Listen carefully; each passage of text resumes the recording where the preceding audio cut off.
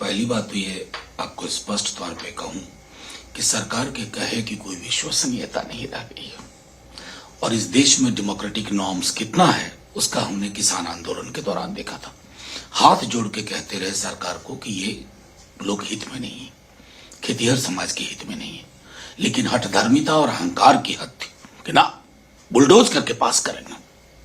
कर दिया बुलडोज, संसद तो चुप बैठ गए, सड़कें खामोश नहीं रही और आपको आंदोलन ने यह सिखा दिया कि फैसले कैसे वापस लिए आते हैं।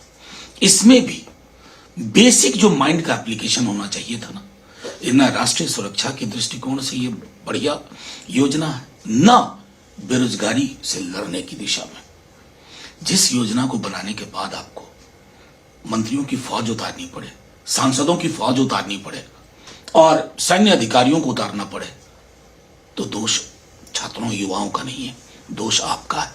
हालांकि किसी भी तरह की जो हिंसक वारदात हो रही है, घटनाएं हो रही हैं, वो आंदोलन के जिसको मॉरल कंपास को कम कर रही है। आग्रह होगा कि उसको प्रतिरोध करिए, लेकिन वो हिंसक ना हो। लेकिन सहमति के बीच इतना बड़ा अंतर अमूमन देखा नहीं जाता है। जो अंतर दिख रहा है, सरकार का पक्ष है बहुत बेहतर है, आप लोग कहते हैं बिल्कुल भी इसमें सोच समझ नहीं दिखता है, और इस बीच लगातार अपील के बाद भी जो हिंसा हो रही है उसमें सरकारी संपत्ति को नुकसान पहुंच रहा है। एक बात तो सरकारी संपत्ति के नुकसान के बरक्स मैंने आरंभिक अवलोकन में ही कहा था कि किसी भी आंदोलन में हिंसा अगर होती है ना, तो उस आंदोलन का जो एक चरित्र है उसको खामियाजा भुगतना पड़ता है। लेकिन सरकार और विपक्ष के बीच की ये खाई इस बात की भी द्योतक है कि 8 वर्ष में ऐसा क्या हो गया कि सरकार ने सुनना ही बंद कर दिया। सरकार ये अभी 18 जुलाई से हमारा पार्लियामेंट है, संभवतः क्या सरकार पार्लियामेंट में ठोक बजा करके इस पर फैसला नहीं ले सकती थी?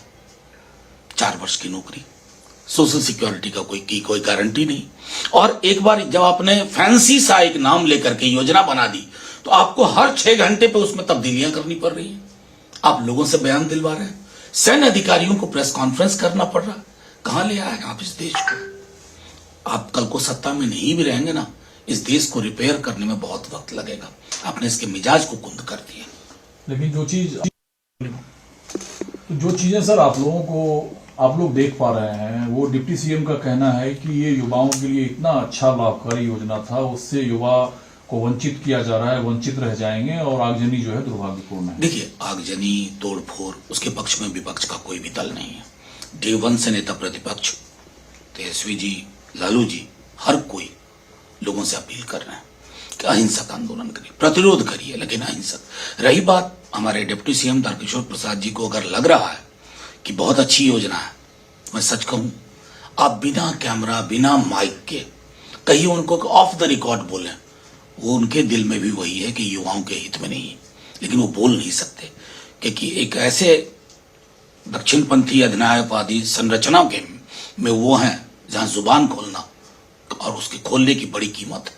लेटेस्ट खबरों के लिए देखते रहिए MUZ न्यूज और ताज़ा अपडेट पाने के लिए चैनल सब्सक्राइब करना ना भूलें।